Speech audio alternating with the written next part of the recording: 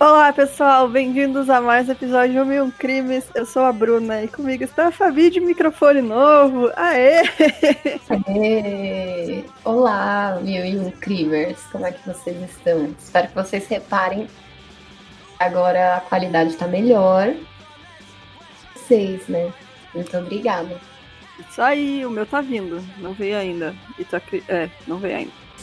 E faltam só 5 canecas aí, viu, gente? Isso aí, gente, falta 5 canecas. Então corre lá se tu não pegou a tua ainda. Eu sei que tem gente esperando pro dia 1º, então tem ainda 2 dias aí pra você garantir a sua. 5 de julho é meu aniversário, se vocês quiserem comprar caneca de presente para Olha vocês. aí, gente, ó. Aí, ó, próxima semana, aniversário da Fábio. Então, dá de presente pra gente nós pagar o microfone agora. A gente tá devendo, gente, isso É. aí. E... Não adiantou porque a gente achou uma promoção, né? E aí ele tava mais barato, aí a gente conseguiu comprar, mas Tava mais de R$ 200 de desconto e aí a gente, bom, né, 200 cada um, já dá exato. muito dinheiro. Aí Mas, quem emprestou o dinheiro foi o namorado da Bruna. isso. Mas tamo aí, a gente vai pagar. Tá quase. Então os agradecimentos hoje vão pra Suzana Martins e pra Lara Regiane de Jesus. Tem algum recado? Ou não? Hoje sem recados. Hoje não? Ah, não, eu tenho um recado, sim. Sim, fale. Não, esse episódio só vai sair na terça, né? Hoje é segunda. Recados. Então não tem recado. Eu tenho recado que eu tô fazendo live no YouTube. Pra quem não sabe, tô jogando uns joguinhos bem legais. Eu joguei semana passada. Joguei um de você que é técnica de mortuário, enfim, fazer autópsia. Era bem legal, ficou lá no nosso salvo, se eu não me engano. Se não ficou, eu vou dar uma olhada. Mas essa semana eu vou fazer de um de investigação. Bem legal, então eu sempre posto no Instagram, então fica ligado lá a hora que vai ter, porque eu também não sei, eu tô fazendo assim, né? A hora que dá. Mas é isso, gente. Hoje a gente vai falar de um caso que eu gosto muito, que é o Jeffrey Dahmer. Que, assim, é um dos meus casos favoritos, assim, pra falar. Não sei porquê, cara, eu acho, sei lá, não sei. Um dos maiores serial killers, né? Um dos mais conhecidos, acho que todo mundo conhece o Dahmer, né? Então, bora lá pro caso de hoje.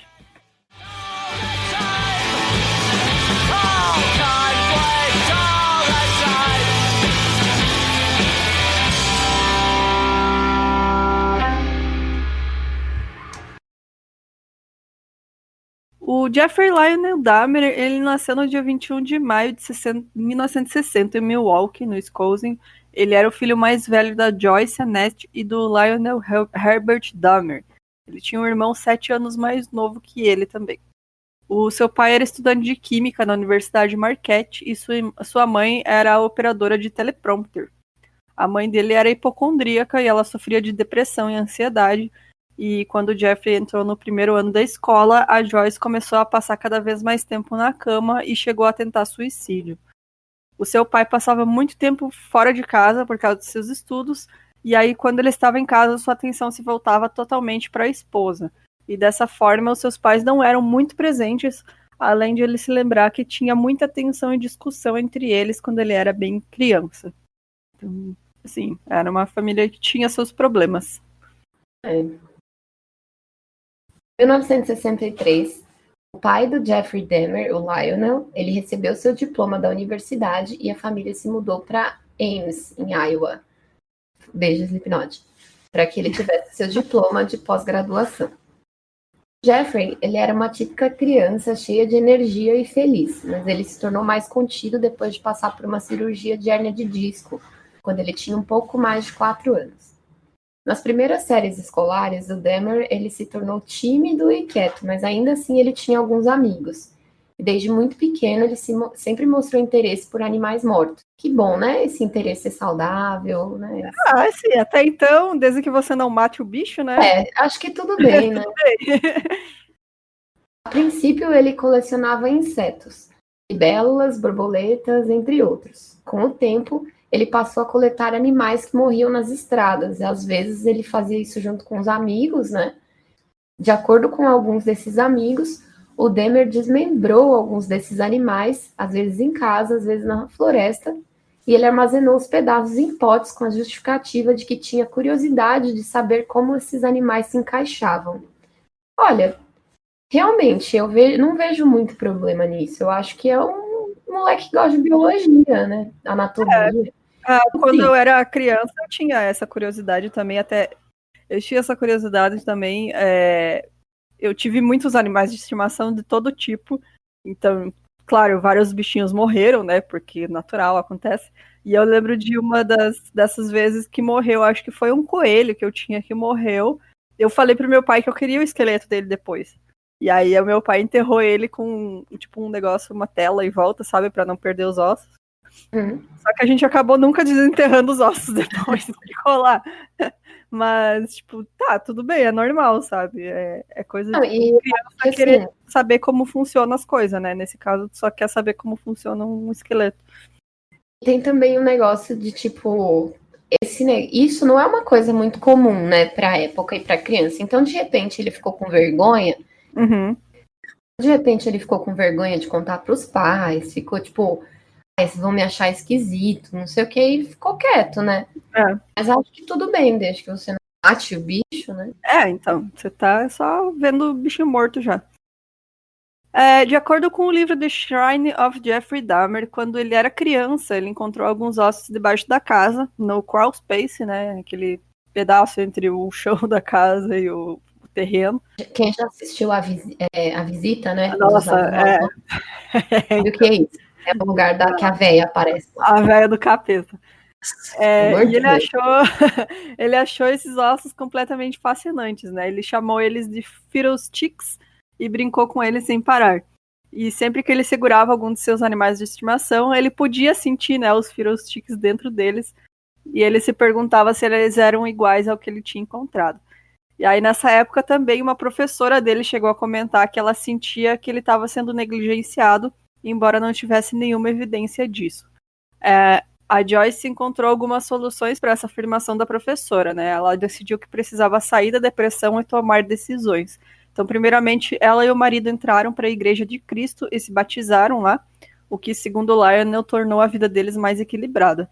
E aí, segundo ela disse pro Lionel que queria outro filho, né? Então eles pararam de se proteger e rapidamente ela engravidou novamente. Então aí foram esses 7 anos depois, né? Que o Jeffrey já tinha 7 anos, então a família decidiu dar um basta, né? Nessa situação de merda que eles estavam.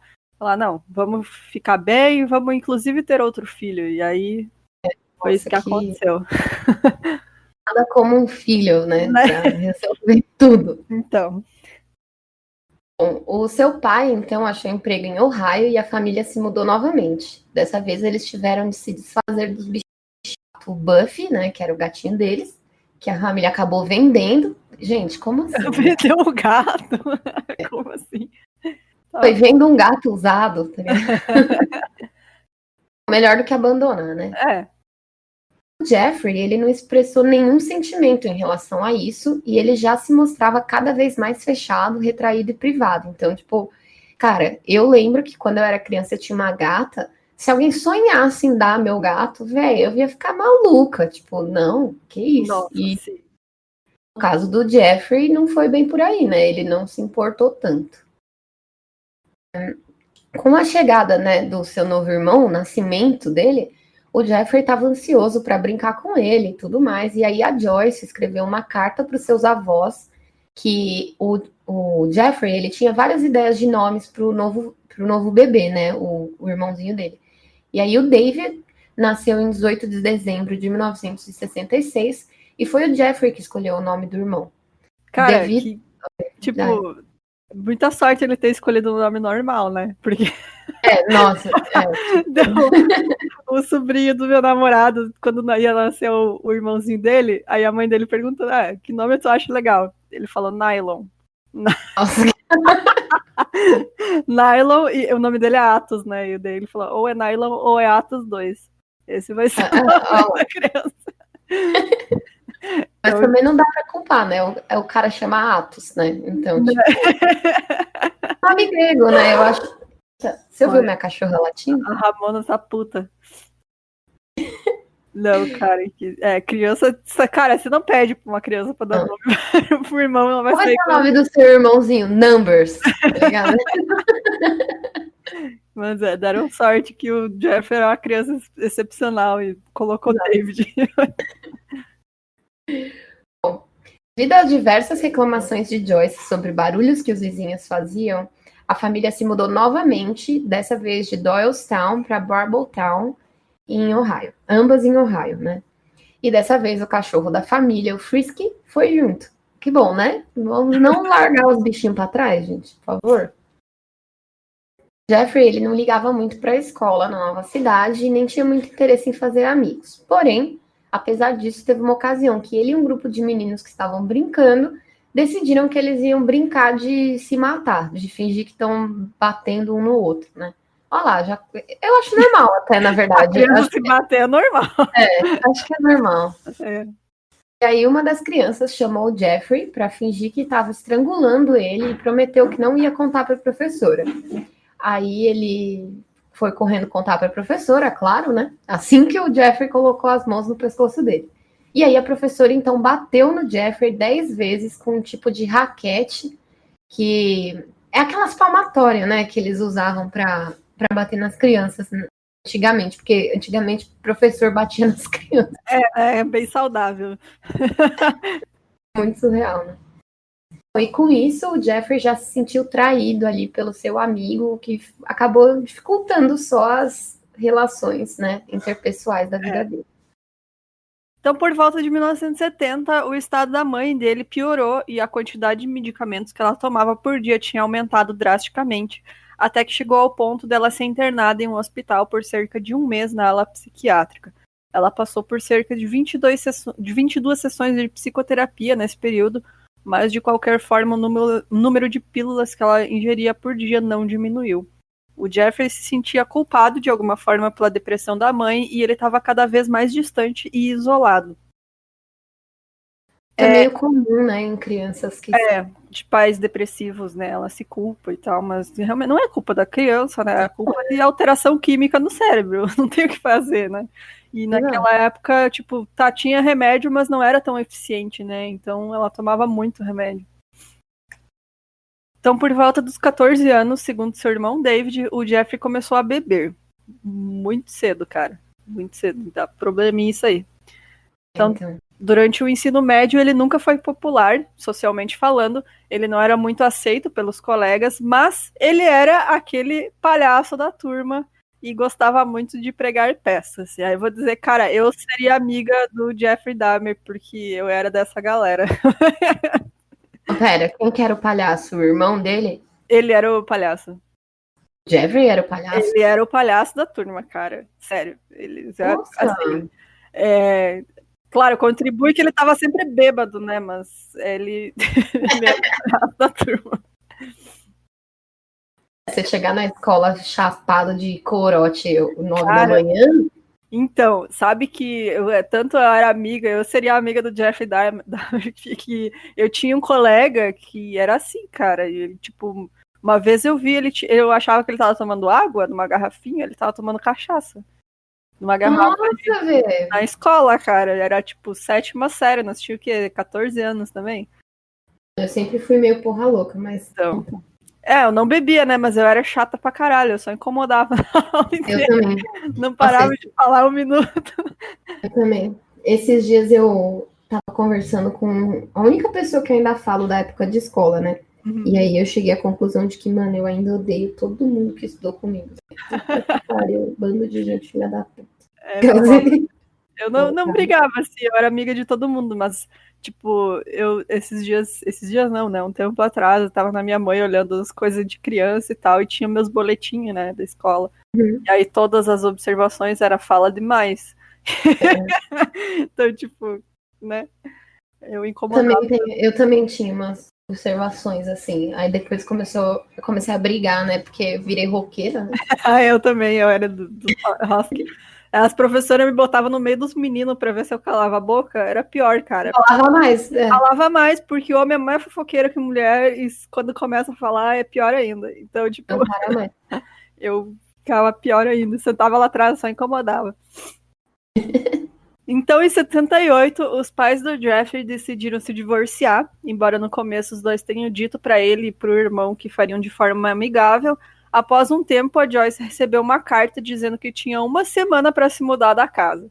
E aí isso se deu porque o pai dela tinha tido um caso em setembro do mesmo ano, quando ele viajou para o enterro do pai dela. Então, que beleza, cara. Você vai para o enterro do sogro e arruma uma amante. Que bom. Saudável. Então o Lionel e a Joyce começaram a brigar muito por causa do divórcio, e ele começou a falar que a Joyce era louca para os meninos, até que finalmente ela decidiu se mudar para um motel em Ohio, cerca de 16 quilômetros da casa deles. A corte decretou que tanto o pai quanto a mãe do Jeffrey deveriam passar por uma avaliação psicológica, e aí o Lionel aproveitou para mandar todo o histórico de abuso de medicamentos da esposa, além de todo o histórico da condição mental dela. Pessoa bosta, cara, que vai... Filho da puta, né, velho? Eu fico pensando. Cara, a mulher é doente, você tá usando isso contra ela. Isso é um absurdo, tipo assim, ó, quando o cara tá lá, ele tá querendo te apoiar, né? Não. Tipo, quando você pega a merda que o cara fez, aí ele fala que, não, você é louca, você é uma louca, não sei olha o que. Aqui, você é doida. Gente, deixa eu falar aqui um babado pra vocês. Quem não sabe, eu tô sendo processada pelo meu ex-namorado que eu expus na internet, não é mesmo? Ele escreveu o BO, né, que ele fez contra mim. Cara, se você visse como ele mentiu no BO, tipo assim, ó, falando altas histórias, tipo, que eu sou louca, que eu sou doente. E assim, eu realmente tenho probleminha, né? Gente, peraí, né? Eu nunca vou inventar uma história de abuso, tá ligado? Tipo, não é assim que funciona. E aí ele ficou falando assim, tipo, que ele teve problemas psicológicos irreparáveis, né? Só que assim, cara, sabe o que ele falava? Ele falava que a terapeuta dele se apaixonou por ele e que ela não podia mais atender ele. Tipo, olha o quanto o cara é narcisista, tá ligado? Caralho, meu, sério. Nossa. Foda, né? Mas é assim que acontece, né? Na primeira oportunidade, quando os caras vão ser confrontados pela merda deles, eles se viram contra... Ah, não, tu que é doida. Exato. Continuando aí, vocês vão todo mundo, por favor, me visitar na cabeça. Vamos. Então, enquanto esse processo acontecia, os dois demonstravam muita preocupação sobre quem teria a guarda do David, mas como o Jeffrey nessa época então já tinha 18 anos, ele foi deixado de lado na disputa, né? Tipo, foda-se, já é grande, foda-se, fica com quem ele quiser. E aí ele começou... Né? Cara, que tipo, cara, ele é adolescente ainda, né, cara? Ainda é uma criança. Gente, 18 anos, sério, 18 anos você é um idiota, tá ligado? Você é uma criança, não tem, cara. Quando você tá bem mais velha que você percebe isso. Eu tô percebendo, tipo, agora eu sou adulta, tá ligado? Eu vou fazer 31 anos semana que vem, e agora que eu falei, nossa, sou adulta, velho. Eu já sei o que eu quero da vida. Ele começou a beber cada vez mais. E aí, uma vez, um professor encontrou ele bebendo cerveja na grama próximo ao estacionamento da escola. E quando o professor disse para ele que teria que reportar a escola, o Jeff justificou que estava passando por diversos problemas devido ao divórcio dos pais. Cara... Porque, tipo, na verdade, você só pode beber com 21 anos, né? Nos Estados Unidos só com 21. Te falar que na escola que eu fiz o ensino médio, uma das, né, eu fiz cada ano eu fiz em uma escola diferente. Na que eu fiz o segundo ano, era a escola mais, assim, é a que todo mundo vai lá na minha cidade, né, que só tem, tipo, durante o dia para estudar no ensino médio só tem essa, o resto é tudo de noite. E nos fundos da escola tem tipo um laguinho, assim, sabe, todo um gramadão cheio de árvore e tal, e a galera ia lá e nós tomava vinho, cara, no intervalo da escola. Tomava vinho, ia lá beber, fumar e, tipo, ficava lá matando aula na porra do laguinho, cara. E eu não sabia. Uma escola que eu estudei, que a diretora inventou, olha isso, cara, ela não gostava de mim, aí ela inventou que, tipo, no intervalo, eu pulava o muro da escola, ia no bar da esquina, tomava pinga, aí pulava o muro de volta e voltava pra aula bebaça. Tipo, mano, se eu fosse sair da escola... Quem é que ia voltar? Você acha que eu ia voltar, né? E aí essa escola também, sempre que achavam uma bituca de cigarro em qualquer lugar, eu pegava uma advertência no fim do dia, tá ligado? É Não, sabe sempre que isso. uma vez eu me pegaram. Cara, eu sempre fugi de aula, sabe? Eu sempre fugi da escola, cara, direto. E eu ia pra casa, sabe? Eu fugia pra ir pra casa. Eu nem fazia nada, eu ia pra casa. E aí, uma vez dessa, no ensino médio também, nessa mesma escola, eu fugia. A gente, tipo, jogava a mochila pra fora, sabe? E depois saía pelo portão sem a mochila. Eles achavam que a gente não tava indo a lugar nenhum. E aí eu fiz dessa e me pegaram. E nessa época o meu pai estava estudando na faculdade, que era bem na frente, sabe? Ele estava estudando psicologia. E chamaram, era eu e mais duas meninas, né? E chamaram os pais de todo mundo para ir lá para conversar. E aí, tipo, falaram: meu pai chegou lá e, o que a Bruna fez? Ela tentou matar a aula e tal. E o meu pai, bem sério, olhou assim: mas eu também mato a aula. Não tem problema nenhum nisso, deixa ela matar a aula de vez em quando. E, cara, Arrasou. e daí, tipo, sei lá, eles desistiram de chamar meus pais. Acontece. Mas cara, mas eu não bebia em aula. Isso eu nunca fiz. No intervalo. Só no fim de semana. Bom, e aí em julho de 78, finalmente foi determinado em julgamento, né, que a Joyce ficasse com a guarda do David. Então, em 24 de agosto, ela foi para o Wisconsin com o David, e embora a corte tivesse determinado que ela não poderia fazer isso, né, ela tinha que ficar na mesma cidade. Ela teria implorado para que o Jeffrey fosse com eles, mas ele acabou não indo. Então ela implorou para que ele não contasse ao pai o que ela tinha feito, né, que é pegar e ir embora com outro menino. Cara, ele não quis ir junto, mas, né? Tipo, né? Enfim. Bom, aí o Jeffrey começou a dar errado, né? Porque ele cometeu seu primeiro assassinato nesse mesmo ano, 3 semanas após a sua formatura. Com a mudança da sua mãe e irmão, ele acabou ficando sozinho na casa da família, e o seu pai tinha decidido ir morar em um hotel. Por Que quê? beleza, né? Foda-se por quê. Deixa o filho adolescente lá, que não tem nem noção da vida, sozinho, e vão morar no hotel.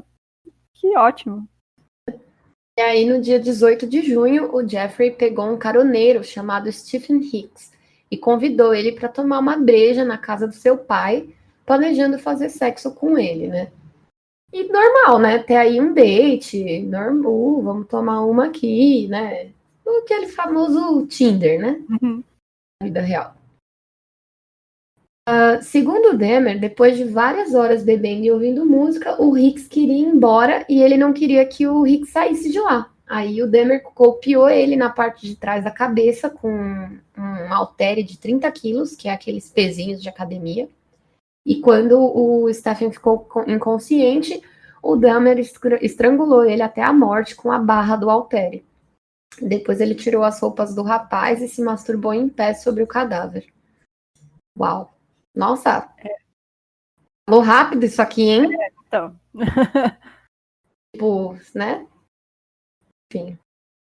No dia seguinte, o Demer secou o corpo do Hicks no porão e em seguida enterrou os restos mortais em uma cova rasa no quintal.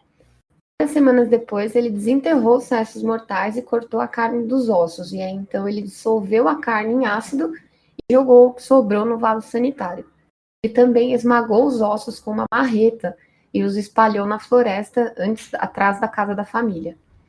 E 6 semanas depois do assassinato de Stephen, o pai de Demer, junto com sua nova amiga, que na verdade era a namorada, né, voltaram para casa e só então descobriram que o Demer tinha ficado sozinho por todo esse tempo. Porque ele achou que o cara tava onde, né? Achou que ele tinha ido com a mãe. É verdade, né? Ele achou que ele tava com a mãe.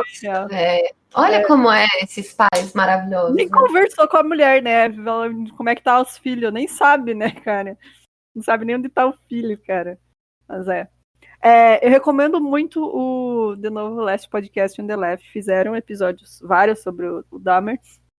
E aí eles têm alguns detalhes que a gente não colocou aqui, mas que um é que o Dahmer, ele sempre foi homossexual, só que ele reprimia, né? Ele não aceitava. E, tipo, naquela época é bem compreensível, né? Você não tem muito preconceito e tal. E teve uma vez que o pai dele pegou, tipo, coisas que seriam pornográficas. Mas como era o Dahmer, né? Não podia ser normal o negócio dele. Tinha fotos, tipo, sabe a anatomia do corpo humano? Então era foto do corpinho aberto, assim, sabe? Com os órgãos aparecendo. E, tipo, ele usava aquilo pra se masturbar. Então não era Não era coisa normal, assim, tipo, pessoas com erótico. pele. Lógico, não. Pessoas com pele vivas. Era como se fosse O livro de anatomia, tá ligado? Exato, eram recortes e tal. E teve outras ocasiões também que uma é que o pai dele deu para ele um kit de taxidermia quando ele era criança, porque o pai dele ficou, nossa, ele tá interessado por ciência, vou dar um negocinho para ele e tal. Não é tão. Ele é bem diferente o Dahmer, né, cara? Porque Então. normalmente serial killer, tipo, eles são super abusados na infância, né? Ele foi Óbvio, negligenciado, assim, né? Mas eu ia falar isso. Óbvio que tem aí um nível de negligência, mas assim, nada tipo nada tipo Elinho Orno, sabe? eu acho que o problema dele foi muito mais tipo, abuso de álcool e tal, do que acabou agravando esses outros problemas dele, né? Com certeza. E assim, esses problemas mentais, né, de tipo depressão e ansiedade, eles são hereditários também, né? São genéticos. De repente ele tinha alguma coisa ali que ele herdou da mãe dele Exato. e acabou orando, né, com o uso de álcool e outras coisas, enfim. E outra coisa também que eles comentam do Last Podcast é que na escola, lá nos Estados Unidos é muito comum isso, você dissecar um animal, né? E na aula de biologia. E o Dahmer, na aula dele, foi um filhotinho de porco que eles tiveram que dissecar. E aí ele fala que, tipo, ele sonhou com aquele porco por meses, sabe? Ele se masturbava pensando no porco aberto. Então, tipo, ele já tava meio, sabe, era um negócio já meio estranho, assim, já fazia algum tempo. Então, Gente, isso dele matar o cara e se masturbar depois disso já é bem fichinha. aluno que de algum curso biológico que tem dificuldade essa aula aí de dissecar, não é obrigado a fazer, viu, gente? Se você a Se gente você aí, não aguenta, porque realmente é pesado, né, cara? se você não tem vontade de fazer, eles não podem impedir de dar nota ruim, eles têm que aplicar um outro teste, mas ninguém é obrigado. Bom, em agosto, ele se matriculou na Universidade de Ohio, com a intenção de cursar business, que seria tipo administração, né? Mas devido principalmente ao seu abuso de álcool durante esse período, ele recebeu notas muito, muito baixas, e aí ele acabou desistindo da faculdade depois de 3 meses. Então, cara, ele era alcoólatra, ele bebia todo dia, né? Eu acho que a galera subestima muito o álcool, né, cara? Nós tava conversando isso esses dias, né? Muito subestimado, tipo, você começa a beber muito cedo e você não se dá conta de que faz muito mal. E, cara, é muito fácil você virar alcoólatra. É a pior das drogas mesmo, porque é muito fácil ter acesso, é muito fácil você conseguir, é muito fácil você beber. Então, tipo, é muito fácil você se viciar também. Eu acho que também, tipo, as pessoas deveriam proibir, sabe? Mas Não, mas consciente, né? Consumo consciente. tem que explicar, olha, gente, álcool é tão nocivo quanto cocaína, quanto crack, sabe? Então, elas têm que ser educadas desde sempre a entender que, assim, tudo bem tomar um vinho com seus amigos, não tem problema, mas, assim, encher o cu de cana todo dia não é legal. E aí, Sair todo dia, encher a cara, velho. Isso aí não dá, não. foda, não dá, cara. E as pessoas, tipo, e é tão nocivo quanto, assim, eu não vou usar maconha como exemplo, porque eu nem acho que maconha é droga, sabe? Uhum.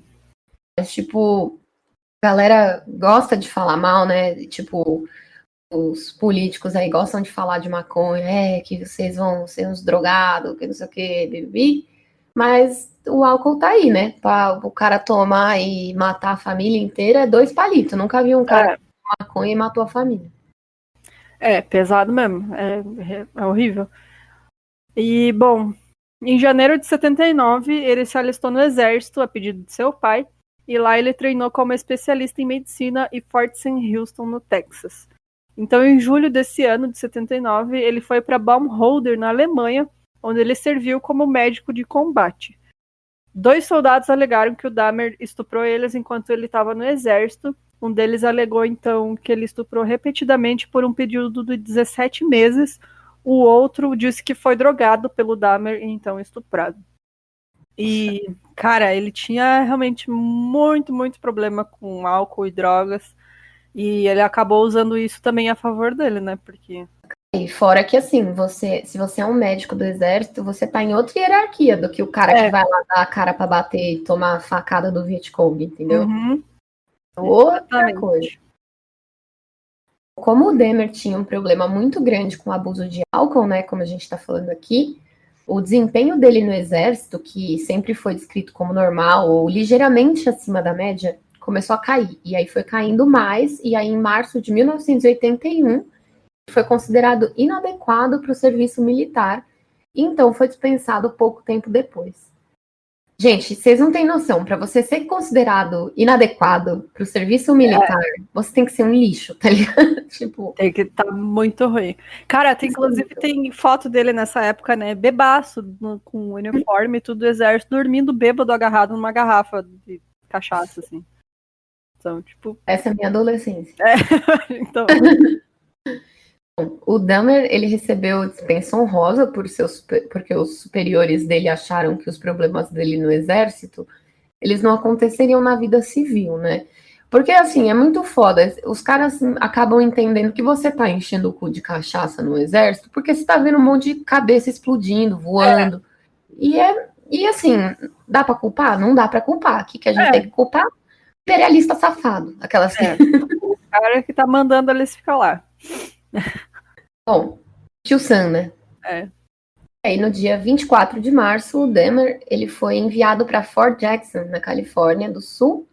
Carolina do Sul. Califórnia do Sul. Califórnia do Sul, Califórnia do Norte.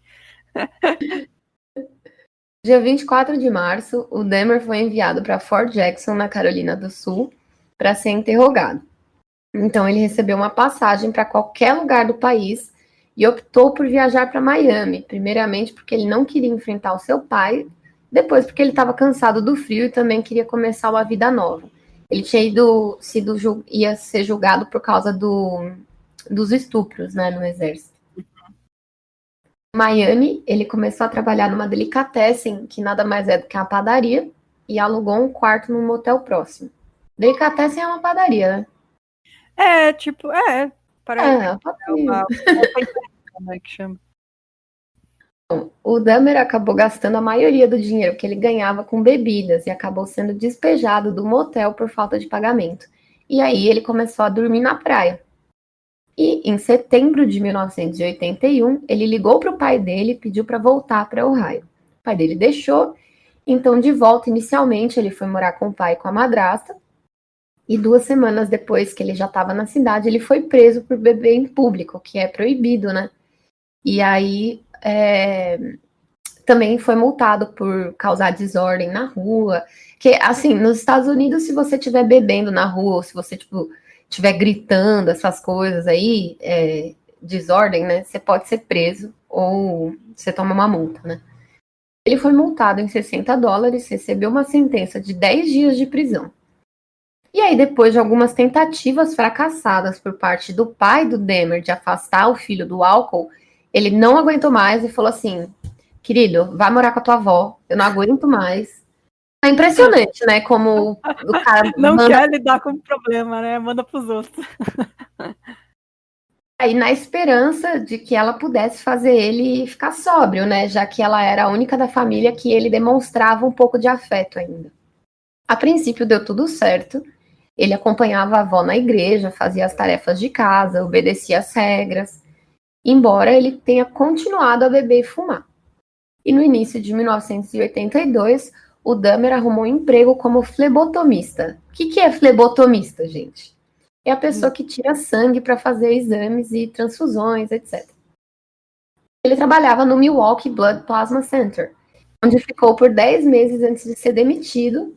Pouco antes de ser demitido, ele foi preso, dessa vez por ato obsceno e nudez, exposição pública e atentado ao pudor aqui no Brasil, né? Em agosto de 1982. E aí ele foi condenado e multado em $50 mais os custos judiciais. Nos 2 anos seguintes, ele continuou desempregado. Então, tipo, quando ele conseguia um emprego, ele não conseguia manter por muito tempo, né? Porque ele tava sempre bebaço, fazia alguma merda. E aí era demitido.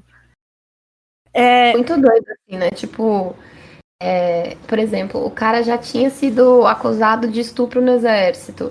Aí agora ele foi preso por exposição pública e não sei o que lá. Que vai se repetindo.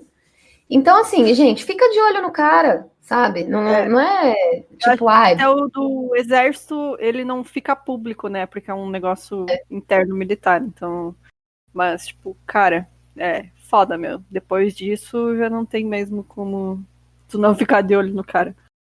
Não. Então, em janeiro de 85, ele arrumou um emprego de misturador da Milwaukee Ambrosia Chocolate Factory.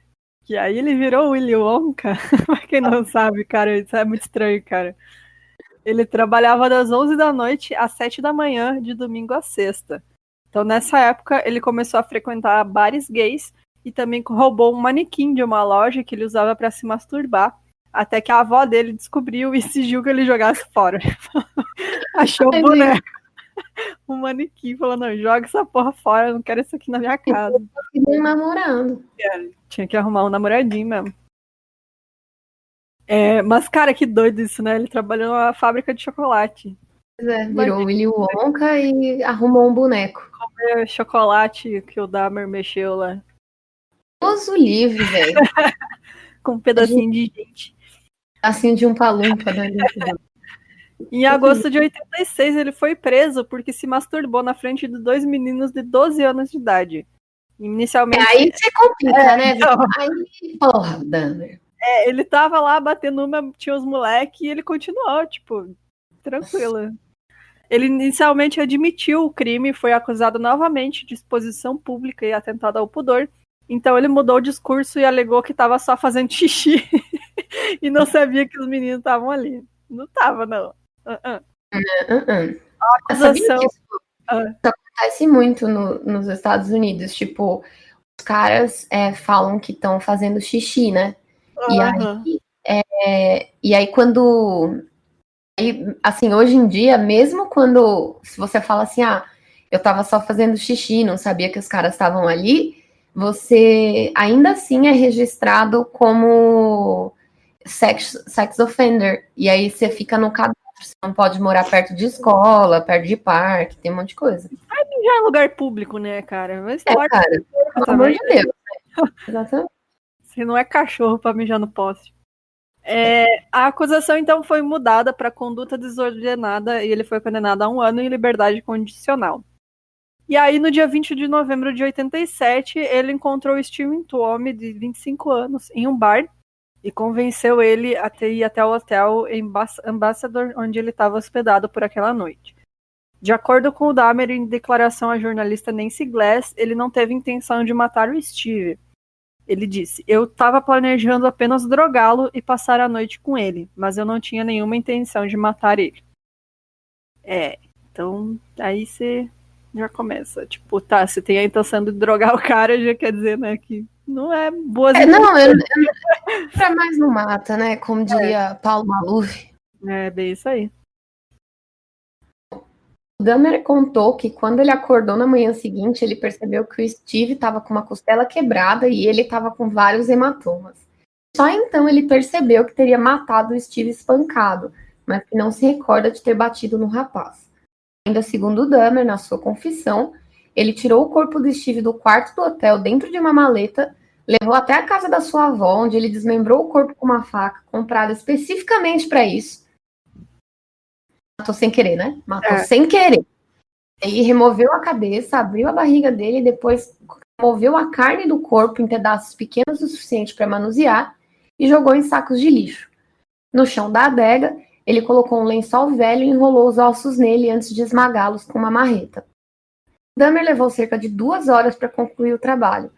Gente, isso não é quase nada para fazer tudo isso. É muito rápido, cara. Tem que estar com vontade, né? Tipo... Na segunda-feira, ele colocou os sacos junto do lixo para coleta. Assim, ó, se o cara não tinha intenção de matar, velho, por que ele tinha uma faca comprada especificamente pra isso? Porque tipo, ele já sabia tudo que ele queria fazer, sacou? O Dahmer manteve a cabeça escondida por mais 2 semanas num cobertor na prateleira superior do seu armário.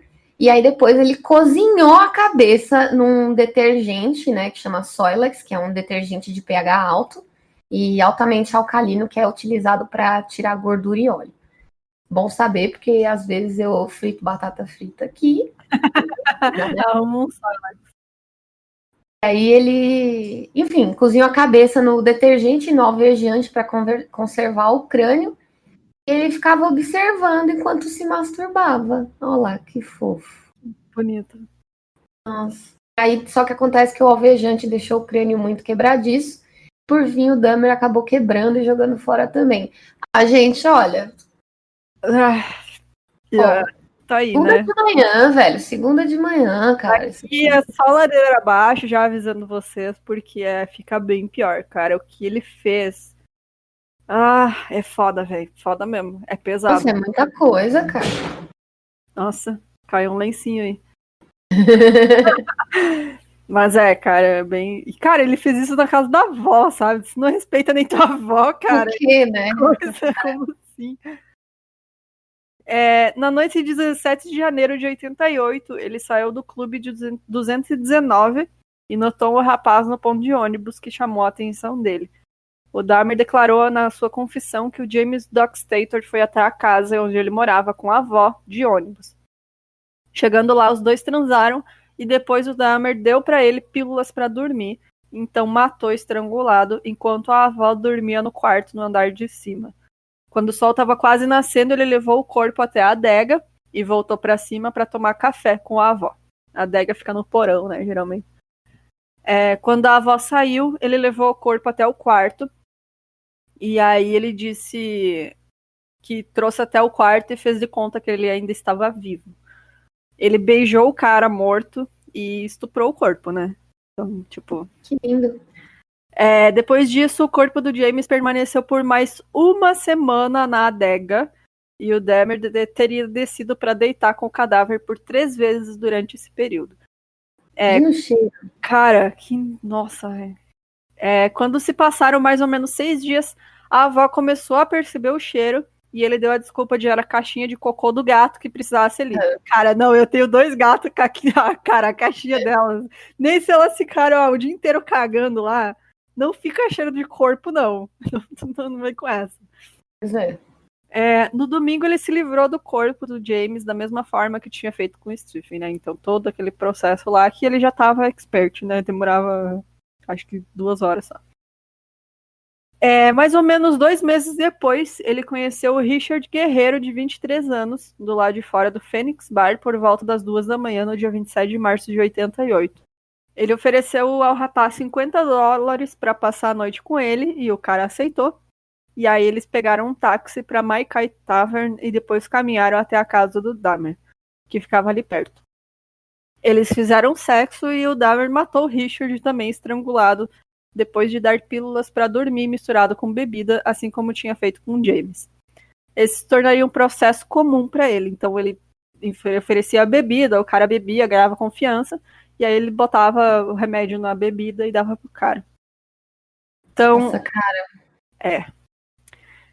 Ele matou o cara, depois de um tempo, então, ele fez sexo oral no cadáver do Richard, e aí ele deixou o corpo em sua cama, e no dia seguinte desceu tomar café com a vovó, porque não, né? Olá, que beleza! Um bolo. Cara, você fez bolo de que hoje? Bolo de laranja, filho. Coitada dessa mulher, cara, sério. Coitado. Quando ela saiu pra ir pra igreja, porque né, a vovó vai pra igreja, ele vai até o porão e aproveitou a saída da avó e desmembrou o corpo do Richard. Ele manteve a cabeça do Richard por vários meses, e aí ele aperfeiçoou aquela técnica dele de cozinhar a cabeça, né, para tirar toda a carne e manter o crânio. Então ele conseguiu ficar com o crânio por vários meses. E Deus amado. Tenso demais. No dia 23 de abril, na Páscoa, o Dahmer atraiu outro jovem para sua casa. Esse jovem era o Ronald Flowers. Depois de dar um café batizado para o Ronald, eles ouviram a avó do Dahmer chamar por ele. E embora o Dahmer tenha respondido de maneira que a avó dele achasse que ele estava sozinho, ela meio que viu que tinha gente ali. Por causa disso, o Dahmer resolveu não matar dessa vez e, em vez disso, esperou que o Ronald ficasse inconsciente e levou ele até o Hospital Geral do Condado. Então, ficou meio que tipo, não, você passou mal aqui, viu? Olha, te levei no médico, como eu sou legal. E aí, no verão de 1988, um ano antes de eu nascer, a avó do Dahmer pediu para que ele se mudasse por causa das suas noitadas, seu comportamento estranho e os cheiros ruins do porão. Ele então encontrou um apartamento na parte oeste de Milwaukee, que era mais perto da fábrica de chocolate que ele ainda trabalhava. E aí, em 26 de setembro de 1988, um dia depois de se mudar para o seu apartamento, ele foi preso por drogar e acariciar sexualmente um garoto de 13 anos em Milwaukee. Ele foi condenado a 5 anos de liberdade condicional e 1 ano em uma casa correcional com direito a saídas para o trabalho. Ele foi obrigado a se registrar como criminoso sexual e foi solto em liberdade condicional. Então aconteceu ali mais ou menos o que comentei lá, né? Que meio que acontece nos Estados Unidos mesmo, né? Porque assim, gente, eu não sei, viu? Eu acho que tipo, um garoto de 13 anos, sabe? É muito complicado, assim. Tipo, falar, não, 1 ano de observação aí. Acho que é porque, se tu pegar, é porque era um cara branco, né? Se tu for. Óbvio. Termina nisso, porque. Cara, não tem outra desculpa, sabe? Porque. Não Só tem. pode ser isso, não tem. Se ele fosse um cara negro, já tinha sido enforcado, tá ligado? Sim, completamente. Porque teve muita negligência policial nesse caso. Muita, assim, inclusive no que ele vai pego, depois é o que mais revoltante de todos, porque eu tenho uma raiva desse caso por causa disso. Mas vocês vão passar raiva na próxima. Eu não falei, né? Em 2 partes, gente. Desculpa. Chegamos até aqui pra falar que é 2 partes. Porque é muita coisa. Mas vocês vão passar muita raiva, e fica muito pior. Verdade. Vocês não têm. Gente, nem certo ainda. Real. 2 meses depois da condenação, ele assassinou sua 5ª vítima, que era o Anthony Sears, de 24 anos.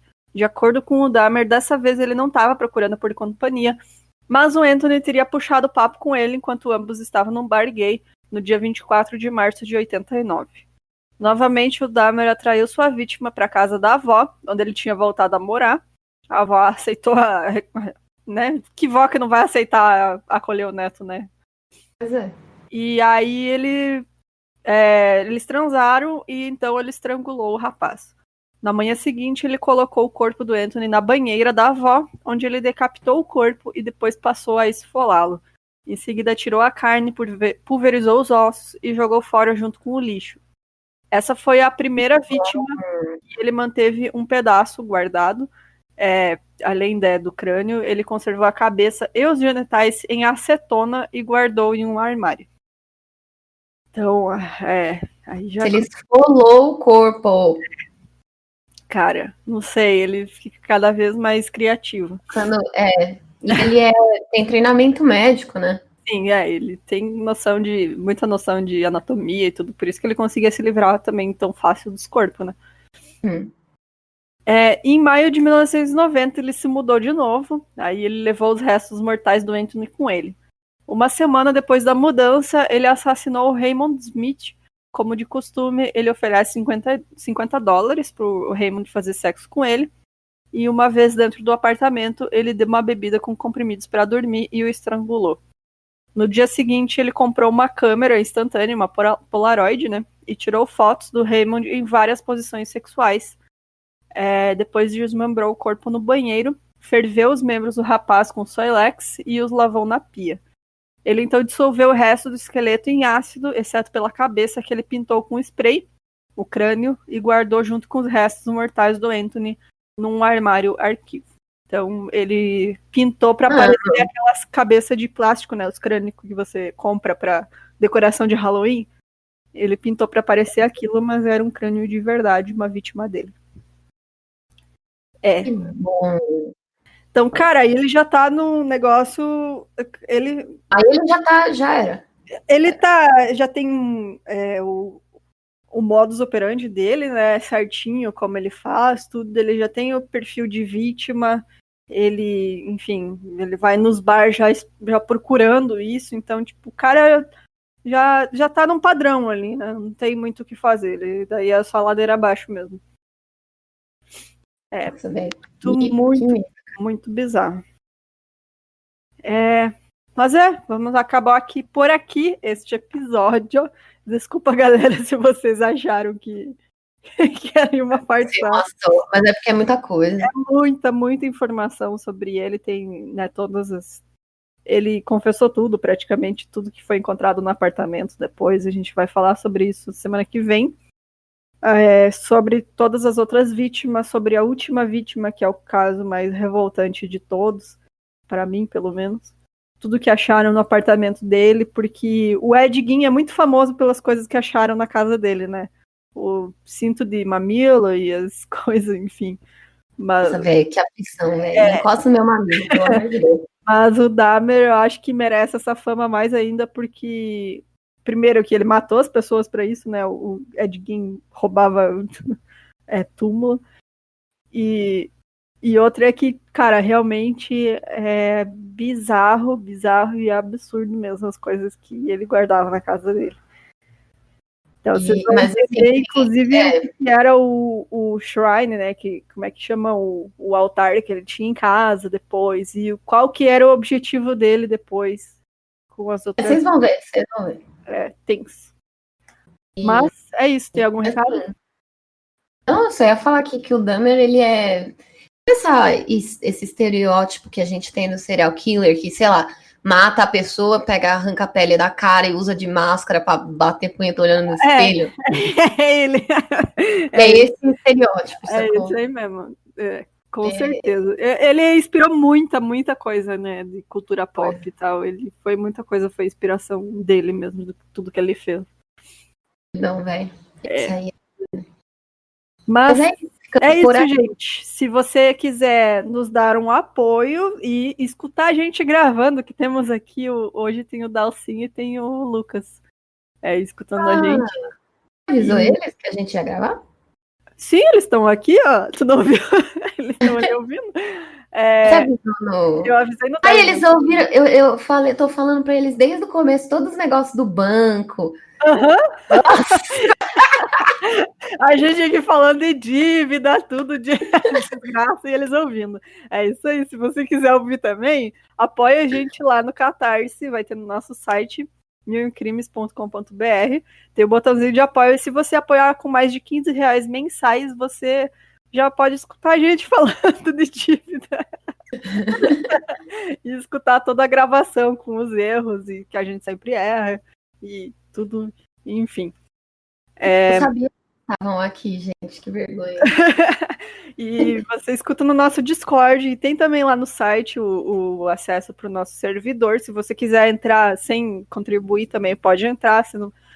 Tem outras áreas que são abertas para todo mundo. E é isso, compre nossas canecas, que tá no fim. Isso aí. Isso aí. E outra coisa é que se você apoia com qualquer valor no Catarse ou no PicPay, você recebe a nossa newsletter. Então, vai receber todas as nossas dicas de coisas. E pronto, acabou. Semana que vem com os nossos novos... o resumo final, parte 2 do Dahmer. Isso aí. Semana que vem sai a parte 2. Tchau. Tchau, até mais.